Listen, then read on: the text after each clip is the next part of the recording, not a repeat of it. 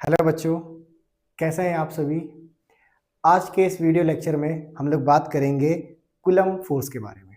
जैसा कि हमने पिछले वीडियो में चार्ज के बारे में बहुत ढेर सारी बातें करी थी। अब इसी वीडियो सीरीज में आगे बढ़ते हुए हम लोग बात करने जा रहे हैं कूलम फोर्स के बारे में।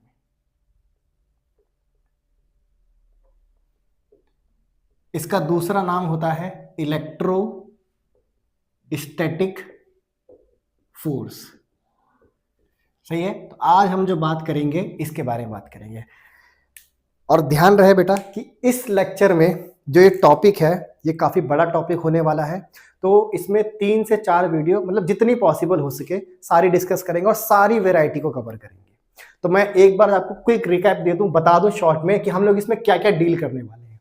तो कूलम फोर्स में सबसे पहले हम लोग डील करेंगे एज यूजुअल, कूलम फोर्स को तो करना ही करना है। फिर हम लोग डील करेंगे इसमें थोड़ा सा डाइइलेक्ट्रिक के बारे में। फिर हम लोग डील करेंगे इसमें सबसे इंपॉर्टेंट सुपरपोजिशन। इसमें इस अकेले टॉपिक में कम से कम 1 से 2 वीडियो लग जाएंगी सुपरपोजिशन प्रिंसिपल में। फिर इसके बाद हम लोग डिस्कस करेंगे स्ट्रिंग प्रॉब्लम्स। तो इस तरीके से हम लोग इस 4 छोटे छोटे टॉपिक्स में हमने अपने कूलम फोर्स को डिवाइड कर दिया।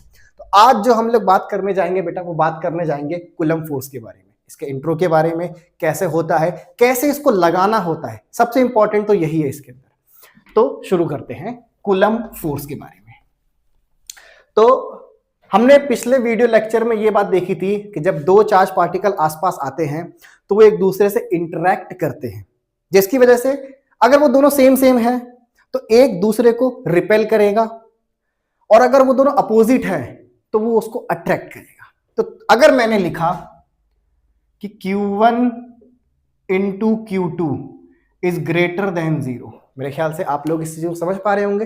अगर पिछला वीडियो लेक्चर आपने देखा होगा कि Q1 Q2 को मल्टीप्लाई करने से 0 से बड़ा आ रहा है, इसका मतलब दोनों सेम चार्ज, दोनों प्लस प्लस या दोनों माइनस माइनस। तो मैंने यहां पर Q1 चार्ज को रखा, यहां पर Q2 चार्ज को रख दिया, और इनके बीच में कोई डिस्टेंस ले ली। लेट्स से इनके बीच की डिस्टेंस है R। अब ध्यान रहे मैं यहीं पर लिखने जा रहा हूं, ये पॉइंट चार्ज है। ये कैसा चार्ज है? Point charge. सर ये पॉइंट चार्ज क्या होता है? ये है, ये देखो, ये इस ब्लैक बोर्ड पे तो छोटा सा नन्ना सा मैंने पॉइंट बना दिया है। ये क्या है? Point charge. सही है। तो अगर ये दोनों बेटा सेम चार्ज है, मैं थोड़ी देर के लिए मान लेता हूं कि ये भी प्लस है, ये भी प्लस है। हम जानते हैं कि अगर सेम चार्ज होगा वो एक दूसरे को रिपेल करेगा, तो ये वाला चार्ज 1 वाला चार्ज 2 वाले को रिपेल करेगा, तो क्या धक्का मारेगा अपने से दूर। तो ये वाला इस पर अपने से दूर एक फोर्स लगाएगा। तो ध्यान से देखो बेटा, मैंने एरो ऐसे बनाया है, ये वाला इसको रिपेल करेगा और इस पे लिख दिया F। अब बहुत ध्यान समझना, ये फोर्स मैंने किस पर लगाई? सेकंड वाले चार्ज पर, तो मैंने यहां पर लिख दिया सेकंड। अच्छा, लगाया किसने? 1 ने, तो मैंने यहां पर क्या लिखा? 1, और इसके ऊपर एरो। ये तो हम जानते हैं फोर्स वेक्टर है। तो ये लिखा मैंने force on second charge by first. यहां पर आता है ऑन, यहां पर आता है बाय। सही है। तो अब आप लोग मेरी मदद करो यहां पर लिखने की।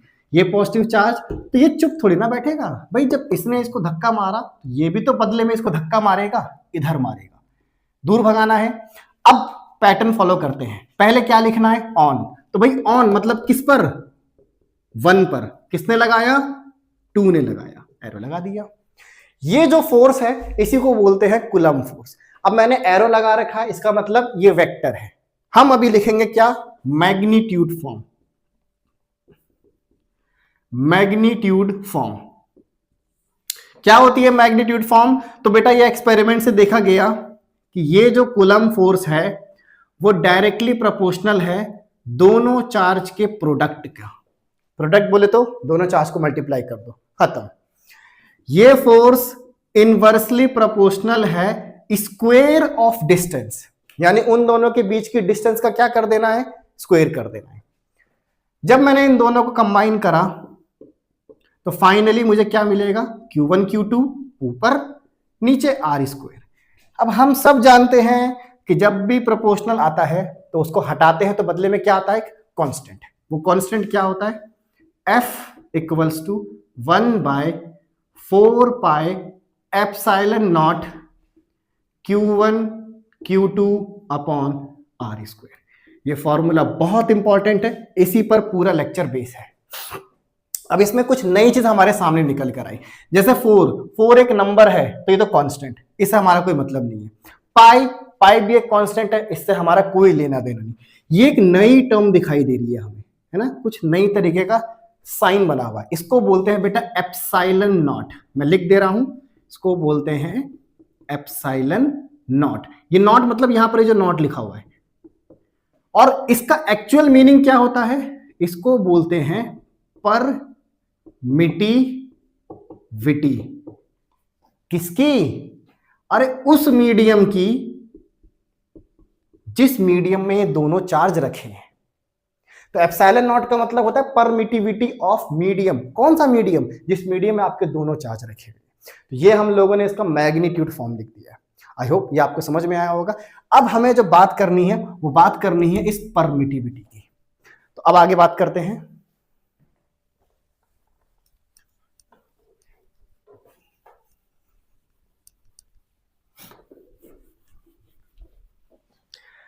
सवाल ये उठता है कि ये परमिटिविटी होती क्या है।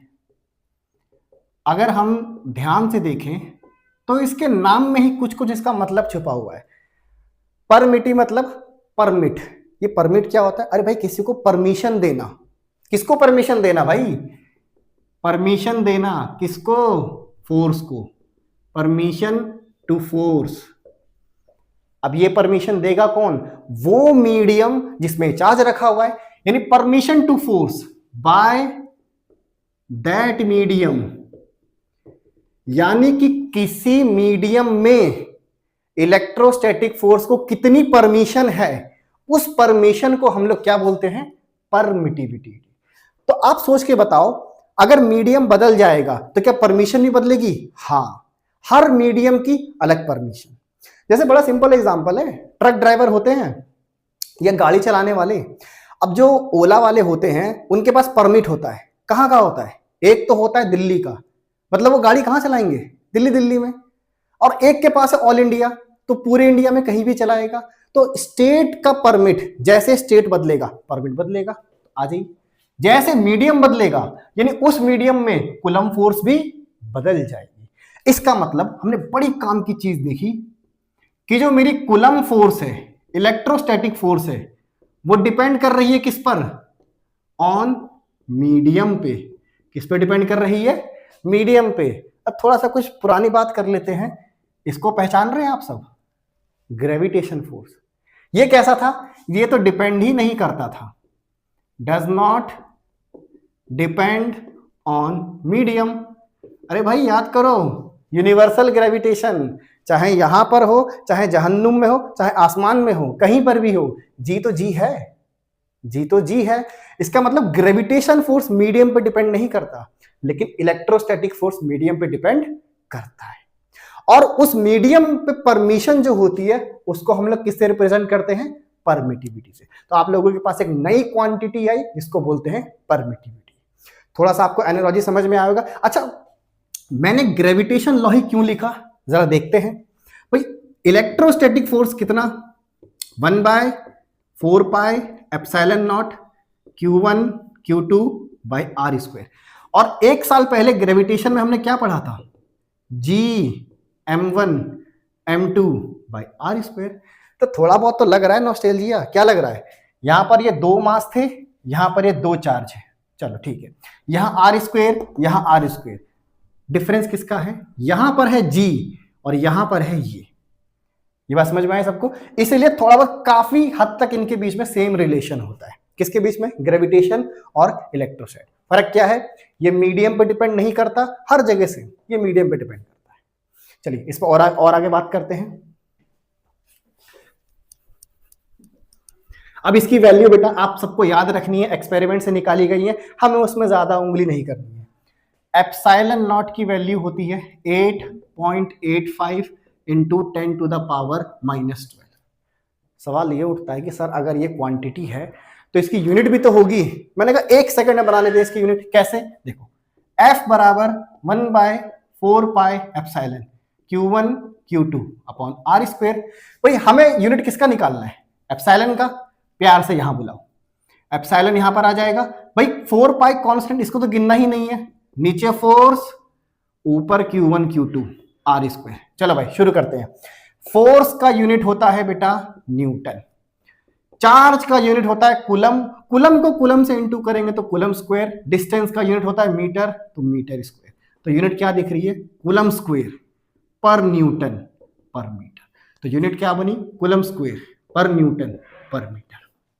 क्या मैं इसका डायमेंशन लिख सकता हूं? 1 सेकंड में लिख देते हैं। कैसे लिख देते हैं? हम लोग जानते हैं भाई चार्ज का डायमेंशन होता है A इंटू टी। ये कैसे लिखा? अरे एकदम सिंपल, करंट इंटू टाइम बराबर चार्ज। याद करो, तो करंट का डायमेंशन होता है A एम्पियर, टाइम का डायमेंशन होता है T टाइम। यहां पुट करा तो A square T square.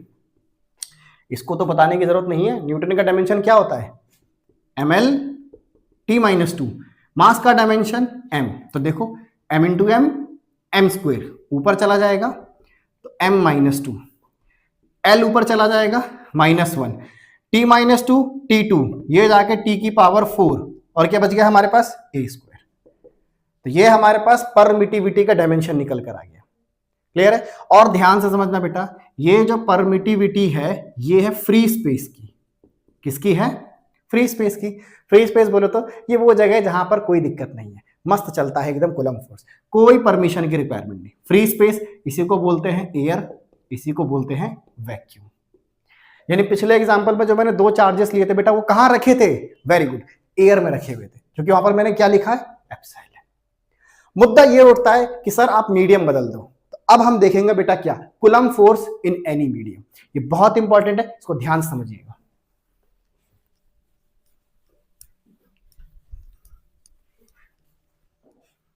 Coulomb force in any medium. एक बात और, कूलम की स्पेलिंग ध्यान रखें, ऐसा ना हो कि 12th क्लास का बच्चा कूलम की स्पेलिंग गलत लिख जाए तो वो भी दिक्कत है। तो मैंने बोला कि भाई ये चार्ज है Q1, ये चार्ज है Q2, इनके बीच की डिस्टेंस R। एज यूजुअल दोनों पॉजिटिव, दोनों पॉजिटिव। अच्छा आजा एक कुछ नया करते हैं, इसको नेगेटिव कर लेते हैं, है ना? अब देखो जरा, हमने पढ़ा था लाइक एक दूसरे से दूर भागते हैं, अपोजिट पास पास आते हैं। तो भाई बताओ, ये पॉजिटिव ये नेगेटिव, ये इसको अपने पास बुलाएगा। कैसे बुलाएगा? आजा मेरे पास, इधर F लगा दिया। अब इसने इस पर फोर्स लगाया, ये भी तो इसको अपने पास बुलाएगा। तो इधर एरो बनाऊं कि इधर एरो बनाऊं? इधर बनाऊंगा ना, तभी तो इसके पास आएगा। अच्छा नामकरण कर दें इसका। किस पे फोर्स लगा? 2 पर। किसने लगाया? 1 ने। यहां देखो, किस पे फोर्स लगा? 1 पे। किसने लगाया? 2 ने। अब इसका मैग्नीट्यूड लिखना है। क्या लिखना है? मैग्नीट्यूड। तो ध्यान से देखना बेटा, अगर मीडियम एयर है तो मैं क्या लिखूंगा? F = 1/4πε, दोनों चार्ज का मल्टीप्लाई, उनके बीच की डिस्टेंस। सही है? अब मीडियम चेंज करते हैं। मीडियम चेंज कर दिया, मान लेते हैं कोई सा भी मीडियम ले लिया। मीडियम क्या हो सकता है? सर जी वाटर में रख दो, सर कार्बन में रख दो, कार्बन भी तो मीडियम है बेटा, सिलिकॉन में रख दो, अरे किसी में भी रख दो। हमने बोला कोई मीडियम ले लेते हैं। अब मैंने लिखा, ध्यान से देखना बेटा, F किसमें? मीडियम में। किसके बराबर? 1/4π। क्या लिखूं?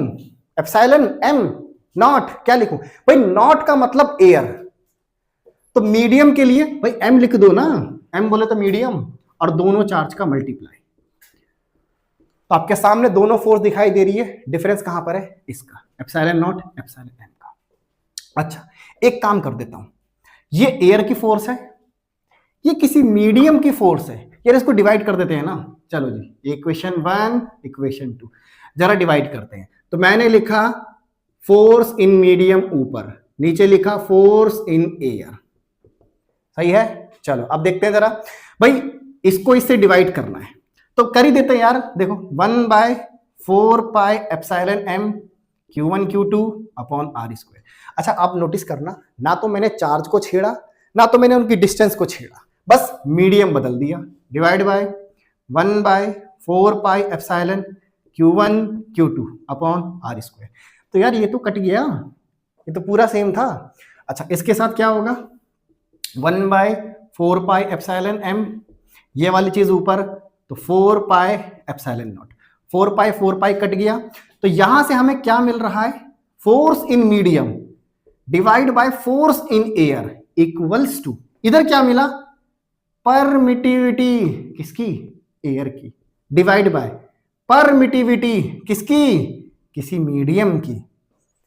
बोलो यहां तक समझ में आया। तो ये हमारे पास एक बड़ा अच्छा रिलेशन निकल कर आया, कुछ अलग ही निकल कर आया। अब इसमें ध्यान से देखना बेटा, यार इसको तो रेशियो बोलते हैं, अरे किसी भी चीज को डिवाइड करना, ये भी तो रेशियो लिखा है मैंने, बोलो हाँ कि ना। तो इस रेशियो को बेटा ध्यान से देखना कैसे लिख सकते हैं। अब मैं उस रेशियो को जरा सही करके लिखने जा रहा हूं, कैसे लिखेंगे, बहुत ध्यान से इसको समझने की करना है कि किसी भी मीडियम की परमिटिविटी जो होती है वो होती है रिलेटिव परमिटिविटी इनटू एयर की परमिटिविटी। अब ये कहां से आ गया, अभी यही बर्दाश्त नहीं हो रहा था, अब ये कैसे बर्दाश्त करेंगे, आराम से स्लोली स्लोली देखो। इसका अलग मतलब है, जैसे मान लो ये मैं आपको प्रैक्टिकल करके दिखाता हूं, तभी आपको ये एप्सिलॉन आर की बात पकड़ में आएगी, अदरवाइज देखो हाव हाव में बात रह जाएगी। जैसे मैंने बोला एप्सिलॉन नॉट की वैल्यू होती है 8.85 इंटू 10 की पावर -12, सही है। मेरे पास एक दूसरा मीडियम है जिसकी वैल्यू है 17.70 इंटू 10 की पावर -12, ठीक है, क्या बुरा है। अब सुनो बेटा ध्यान से, मैं क्या करने जा रहा हूं, मैं रिलेटिव परमिटिविटी निकालने जा रहा हूं। सर जी ये रिलेटिव परमिटिविटी क्या होता है, कुछ नहीं बेटा, किसी भी मीडियम की permittivity divide by permittivity of free space. मैं फिर से बता दूं, ये तो कुछ जाना पहचाना लग रहा है, कहां देखा है, बिल्कुल देखा है। एक साल पहले कक्षा 11वीं में क्या हम लोगों ने एक रिलेटिव डेंसिटी नाम की चीज पढ़ी थी, हाँ बिल्कुल पढ़ी थी। क्या होता था, रिलेटिव डेंसिटी मतलब किसी भी लिक्विड की डेंसिटी डिवाइड बाय वाटर की डेंसिटी। तो ये क्या बताता है, ये बताता है कि कोई भी लिक्विड वाटर से कितना भारी है कितना हल्का है। फॉर एग्जांपल मैंने बोला रिलेटिव डेंसिटी मरकरी की कितनी होती है 13.6। क्या मतलब है इस स्टेटमेंट का, इसका मतलब है मरकरी वाटर से इतने टाइम्स भारी है बेटा। तो ये तुमने क्या लिखा है, सर ये हमने रिलेटिव लिखा है, किसके रिलेटिव, वाटर के। आओ अब इसी को रिट्रेस करो, यहां देखो ये क्या लिखा है, किसी भी मीडियम की परमिटिविटी किसके रिस्पेक्ट में, एयर के रिस्पेक्ट में। अब इसको अगर मैं सॉल्व करूं, देखो मैंने जानबूझ के ना ये बड़ा प्यारा डेटा लिया है ताकि आपको कंसेप्ट पकड़ में आ सके। भाई ये इसका 2 टाइम्स है कि नहीं है, अरे 2 से मल्टीप्लाई कर लो तो कितना आंसर आ जाएगा, 2 आएगा। मतलब ये वाला मीडियम एयर के रिस्पेक्ट में कितना है, 2 टाइम्स। बात पकड़ में आ रही है, अरे 2 टाइम्स है, अगर यहां पर 3 आता तो क्या बोलता, 3 टाइम्स। तो मैंने यही चीज तो यहां पर लिखी है, किसी भी मीडियम का परमिटिविटी बराबर होता है रिलेटिव परमिटिविटी इनटू एप्सिलॉन। अच्छा इसमें भी देखो हमारा एक लालच है, ये क्यों बनाया फालतू में। यार एक बात बताओ, कब तक आप ये लिखते रहोगे, ये इतना लंबा डेटा, इतना लंबा डेटा थोड़ा लिखा जाता है। तो क्या करते हैं, इसको शॉर्ट में करने के लिए इसका कोड वर्ड एप्सिलॉन आर लिख दिया। तो फाइनली देखो यहां से क्या बन सकता है, अगर मैं एप्सिलॉन बाय एप्सिलॉन एम लिखूं, एप्सिलॉन एम बाय एप्सिलॉन लिखूं तो मेरे पास एप्सिलॉन आर मिलेगा। तो फाइनली अब इसको कंक्लूड करते हैं और ध्यान से देखना बेटा, अब हमारे पास एक नया रिलेशन निकल कर आ रहा है जिसको बोलते हैं, किसी भी मीडियम में अगर आपको फोर्स लिखना है तो आप एयर की फोर्स को डिवाइड कर दो, किससे, रिलेटिव परमिटिविटी से। इस पर जितने चांद सितारे लगाएं उतने कम है। किसी भी मीडियम का फोर्स बराबर एयर का फोर्स डिवाइड बाय उस मीडियम की परमिटिविटी, कौन सी वाली, रिलेटिव। अच्छा, इसका दूसरा नाम भी होता है, बहुत ध्यान से देखें, इसको बोलते हैं रिलेटिव परमिटिविटी, और इसका दूसरा नाम क्या है, डाई इलेक्ट्रिक कांस्टेंट। तो ज्यादातर सवाल में डाई इलेक्ट्रिक कांस्टेंट ही दिया रहता है, और ये है रिलेटिव पर, दोनों भाई भाई हैं। जैसे फॉर एग्जांपल, एक एग्जांपल, छोटा सा एग्जांपल कर लेते हैं। जैसे मान लो मैंने बोला कि एयर में दो चार्ज के बीच की फोर्स है बेटा 36 न्यूटन। कितनी है, 36। मैंने बोला इन दोनों चार्ज को लेकर गया मैं वाटर में, और वाटर का डाई इलेक्ट्रिक है बेटा 80। कितना है, 80। क्योंकि भैया ये रिलेटिव है तो इसका कोई यूनिट नहीं होगा। तो मैंने पूछा भाई वाटर में कितनी फोर्स होगी, तो फॉर्मूला ब्लैक बोर्ड पे लिखा हुआ है, क्या है, फोर्स इन वाटर बराबर force in air divide by relative permittivity किसकी, अरे किस मीडियम के निकाल रहे हैं, वाटर का। तो यहां वाटर का पुट करेंगे, तो एयर में था 36, इसमें 80, कटम कुटस करेंगे 18 40 9 20 न्यूटन हो गया। तो क्या आपको ये समझ में आया, ठीक है। तो यहां तक सबको क्लियर हो गया होगा। अब इस पे कुछ एक दो बढ़िया बढ़िया सवाल करते हैं ताकि ये फाइनली हमें और अच्छे से समझ में आ सके।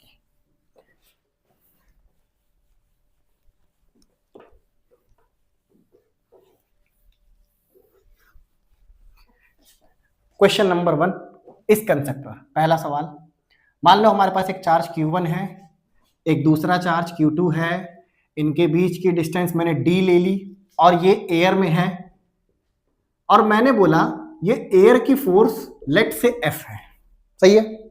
मैंने बोला इन दोनों को उठा के मैंने वाटर में रख दिया, इन दोनों को उठा के मैंने किस में रख दिया, वाटर में रख दिया। ये लो, ये वाटर है, मैंने डिस्टेंस को चेंज नहीं करा है बेटा, मैंने डिस्टेंस को चेंज नहीं करा है। और मैं अब ये कह रहा हूं कि इस वाटर में जो मेरी फोर्स है वो एयर की फोर्स की 1/80 टाइम्स हो गई, सही है। सवाल, फाइंड रिलेटिव परमिटिविटी या फिर डाइलेक्ट्रिक कांस्टेंट ऑफ वाटर। चलिए, फॉर्मूला वही जो हमने ब्लैक बोर्ड पर लिखा था, किसी भी मीडियम की फोर्स बराबर एयर में लगने वाली force divide by relative permittivity. तो जी देख के बताएं, मीडियम कौन है, यहां पर वाटर है, कितनी force F/80 equals to air में कितनी है F, सही है। अच्छा, अब ध्यान से देखो बेटा, क्या हम इसको ऐसे कर लेते हैं कि किसी भी मीडियम की जो फोर्स है वो कितनी दे रखी है, वाटर की F/80 इक्वल्स टू एयर में कितनी दे रखी है F, डिवाइड किससे कर देना है, एप्सिलॉन आर। F से F कट गया तो क्या मिला, एप्सिलॉन आर बराबर 80। मतलब ये क्या आया, रिलेटिव परमिटिविटी किसकी, वाटर की। मेरा दूसरा सवाल यहीं पर ही, सर जी मुझे ये बता दो, मुझे परमिटिविटी बता दो वाटर की। अरे भाई डिफरेंस है रिलेटिव में और परमिटिविटी में, ये कैसे लिखेंगे, याद करो, किसी भी मीडियम की परमिटिविटी, रिलेटिव परमिटिविटी, एयर की परमिटिविटी। हाँ जी, मीडियम वाटर कितनी आई 80, एयर की कितनी, अब तक तो याद हो गया होगा सबको, 8.85 इंटू 10 की पावर -12। इसको नोट करेंगे। नेक्स्ट, इसी पर एक और सवाल और देखना है। अब ये जो सवाल होगा ये आपके लिए एक जनरल फॉर्मूले की तरह काम करेगा, और इस पर एक बहुत अच्छा सा सवाल भी देखेंगे, सही है। इसको एज ए इलस्ट्रेशन की तरह लेंगे, इलस्ट्रेशन, ये कोई न्यूमेरिकल नहीं होगा, ये एक इलस्ट्रेशन होगा, बोले तो एक जनरल फॉर्मूला। तो आज से हम लोग क्या करेंगे, जब भी मुझे कोई जनरल फॉर्मूला बनाना होगा तो मैं उसको इलस्ट्रेशन लिख दूंगा। चलिए, मैंने बोला कि मेरे पास दो चार्ज हैं Q1 Q2, इनकी बीच की डिस्टेंस d, सही है। मैंने बोला इनके बीच में फोर्स लग रही है F लग रही है, बाय डिफॉल्ट कुछ भी नहीं बोला, तो क्या मानना है, एयर मानना है। तो एयर में फोर्स कितनी है F। मैंने क्या करा, इन दोनों को उठा के किसी मीडियम में रख दिया। लो जी, कैसे पता चलेगा मीडियम में, अरे शेड कर दो यार, ये लो, मैंने उठा के किसी मीडियम में रख दिया, और मैंने बोला उस मीडियम की परमिटिविटी कितनी है, एप्सिलॉन आर। हम लोग रिलेटिव की बात करेंगे। तो भाई तुम लोग खुद बताओ, मीडियम चेंज तो परमिटिविटी चेंज, परमिटिविटी चेंज तो फोर्स भी चेंज। तो यहां पर नई फोर्स कितनी हो गई, एफ डैश हो गई। कितनी हो गई, एफ डैश। मैं बोल रहा हूं, अगर ध्यान से समझना, मैं चाहता हूं कि मीडियम की फोर्स एयर की फोर्स के बराबर हो जाए, तभी तो यार ये इलस्ट्रेशन है, ये कंडीशन देगा कि भाई आपने मीडियम बदल दिया, लेकिन आप चाहते हो कि दोनों फोर्स क्या रहे, सेम रहे। तो ध्यान से देखो बेटा, फोर्स का फॉर्मूला होता है 1/4πε0 Q1 Q2 bye are square. Medium में रखूंगा तो मीडियम की परमिटिविटी, तो एक बात बताओ, ये चेंज होगा कि नहीं चेंज होगा? हाँ। इसको वापस एफ बनाना है तो बेटा मैं चार्ज के साथ कोई छेड़खानी नहीं कर रहा हूं, तो कुर्बानी किसको देनी पड़ेगी? कुर्बानी देनी पड़ेगी बेटा आर को। मतलब ध्यान से समझना, इसको फील करना, ये दोनों चार्ज एयर में रखे हुए हैं तो फोर्स कितना, एफ। मैंने इनको किसी मीडियम में रख दिया तो फोर्स एफ डैश हो गया। अगर मैं इनके बीच की डिस्टेंस को कम ज्यादा ऐसे करूं तो हो सकता है कि एफ डैश किसके बराबर हो जाए, एफ के बराबर हो जाए। तो हमारा टारगेट होगा किसी भी मीडियम का डी डैश निकालना। आखिर उस मीडियम में कितनी डिस्टेंस रखूं कि उस मीडियम का फोर्स और एयर का फोर्स क्या हो जाए, इक्वल हो जाए। अब बस दाएं हाथ का खेल है। चलो जी, एफ डैश निकाल लेते हैं। कितना, 1/4πε, क्या लिखे भैया, मीडियम Q1 Q2 अपॉन, अच्छा ये डिस्टेंस मैंने कहां पर रखी है, किसी मीडियम में ली है, इसका स्क्वायर बराबर 1/4πε Q1 Q2। ये डिस्टेंस किस में रखी है मैंने, एयर में रखी है। तो आपको बहुत अच्छे समझ में आ रहा होगा। इस तरीके से मैंने इक्वेट कर दिया। ये क्या बता रहा है, सर जी आर की कुर्बानी दे दो ताकि मीडियम में फोर्स सेम हो जाए, बस कट्टम कुट्टस करना है। फाइनली क्या बचेगा, देखो इधर ये बचेगा, इधर ये बचेगा, तो epsilon m R M square बराबर एप्सिलॉन नॉट आर एयर का स्क्वायर। अच्छा अब एक चीज और देखो, क्या ये एप्सिलॉन m है? किसी भी मीडियम का एप्सिलॉन m कैसे लिखा जाता है, रिलेटिव इनटू एयर। ये डिस्टेंस मैंने किस में लिखी है, किसी मीडियम में, बराबर epsilon not R square air. Epsilon epsilon मार देगा। अच्छा ये वाला स्क्वायर वहां चला जाएगा। तो ध्यान से देखना बेटा, अगर मुझे कोई भी डिस्टेंस एयर में लिखनी है तो किसके बराबर हो जाएगी, अंडर रूट एप्सिलॉन आर, और ये रूट के बाहर आर एम। ये बहुत ही इफेक्टिव फॉर्मूला है, बहुत अच्छे अच्छे सवालों को तहस नहस कर देगा। आर मतलब ये डिस्टेंस है एयर में, ये डिस्टेंस कहां है, मीडियम में। किसी भी मीडियम की डिस्टेंस को एयर में बदलना होगा, बस ये लगा देना है। ये क्या है अपना, डाइलेक्ट्रिक। सही है, ये आपको समझ में आया होगा। अब फटाफट इस पे एक बढ़िया सा न्यूमेरिकल देख लेते हैं ताकि आपको कंसेप्ट और अच्छे से ब्रश अप हो जाए। इस पर बड़ा फेमस सवाल भी है, स्टैंडर्ड सवाल है।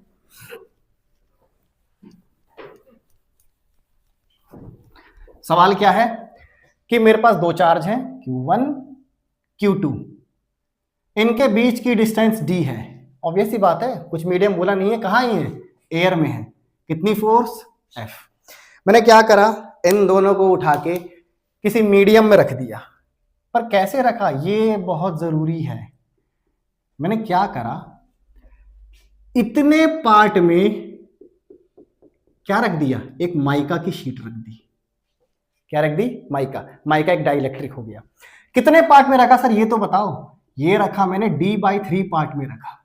तो ऑब्वियस सी बात है, अगर डाइलेक्ट्रिक रखा तो इसका मतलब परमिटिविटी चेंज, परमिटिविटी चेंज मतलब फोर्स चेंज। तो यहां की फोर्स कितनी है, F डैश, वो मैं बता रहा हूं कितनी है, 9F/25।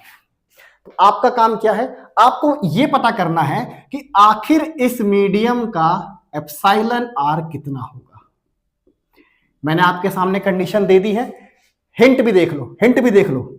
हिंट क्या है, जो डिस्टेंस एयर में होगी बराबर डिस्टेंस मीडियम में इनटू एप्सिलॉन आर। तो बहुत ध्यान से देखो बेटा, इस मीडियम में d/3 में डाइलेक्ट्रिक रखा है। तो आप क्या करना, आप यहां पर होशियारी से इसको कन्वर्ट कर देना एयर में। अरे भाई ये डिस्टेंस किस में दे रखी है, मीडियम में दे रखी है, किसमें बदलना है, एयर में, क्या लगा दोगे, under root epsilon R into R M. तो ये डिस्टेंस एयर में कितनी हो जाएगी, under root epsilon M D by 3, सही है। और सुनो ये बची हुई डिस्टेंस कितनी होगी भैया, अगर ये डिस्टेंस 10, ये डिस्टेंस 3, तो बची कितनी, 6 नहीं 7, तो कितना हो जाएगा ये 2d बाई 3, 2d बाई 3। अब आपको ये दोनों को इक्वेट करना है, आपका आंसर आ जाएगा। मैं आंसर लिखूं या नेक्स्ट वीडियो में इसका आंसर डिस्कस करेंगे हम लोग। तो आज के लिए इतना बहुत, थैंक यू।